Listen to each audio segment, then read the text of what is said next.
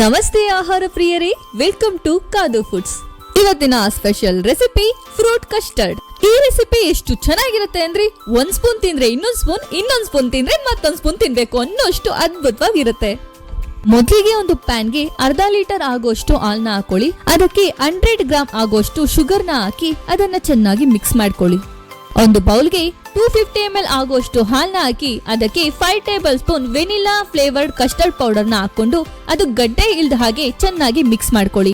ಈ custard milk mix ನ ಕುದಿತಿರುವ ಹಾಲ್ಗೆ ಹಾಕೊಂಡು ಚೆನ್ನಾಗಿ ಸೌಟ್ ಮಾಡ್ಕೊಳ್ತಾ ಬರ್ಬೇಕು. ಇದು ತಿಕ್ ಕನ್ಸಿಸ್ಟೆನ್ಸಿ ಬರೋವರೆಗೂ ಮೀಡಿಯಂ ಫ್ಲೇಮ್ ಅಲ್ಲಿ ಮಧ್ಯದಲ್ಲಿ ಸೌಟ್ ತಿರುಗಿಸ್ಕೊಳ್ತಾ ಬನ್ನಿ. ನೋಡಿ, ಇಷ್ಟು ಥಿಕ್ನೆಸ್ ಬಂದ್ರೆ ಸಾಕು. ನನಗೆ ಇಲ್ಲಿ 4 ರಿಂದ 5 ನಿಮಿಷ ತಗೊಳ್ತು ಈ ಕನ್ಸಿಸ್ಟೆನ್ಸಿ ಬರೋದಕ್ಕೆ. ಈ ಮಿಶ್ರಣನ ಒಂದು ಬೌಲ್ಗೆ ಹಾಕೊಂಡು ಒಂದು 4 ರಿಂದ 5 ಗಂಟೆಗಳ ಕಾಲ ಫ್ರಿಡ್ಜ್ ನಲ್ಲಿ ಇಡಬೇಕಾಗುತ್ತೆ.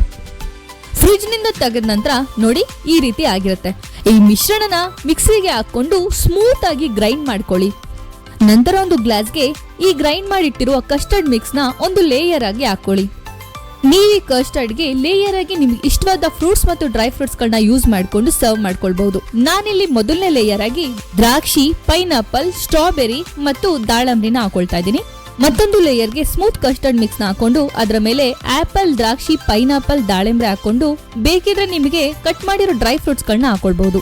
ನೀವು ಇದನ್ನ ಡೈರೆಕ್ಟ್ ಆಗಿ ಕೂಡ ತಿನ್ಬಹುದು, ಅಥವಾ ನಿಮ್ಗಿನ್ನೂ ಸ್ವಲ್ಪ ಟೈಮ್ ಇದ್ರೆ 1 ಅವರ್ ಆದ್ರೂ ರೆಫ್ರಿಜರೇಟ್ ಮಾಡಿ ತಿಂದ್ರೆ ಇನ್ನೂ ರುಚಿಯಾಗಿರುತ್ತೆ.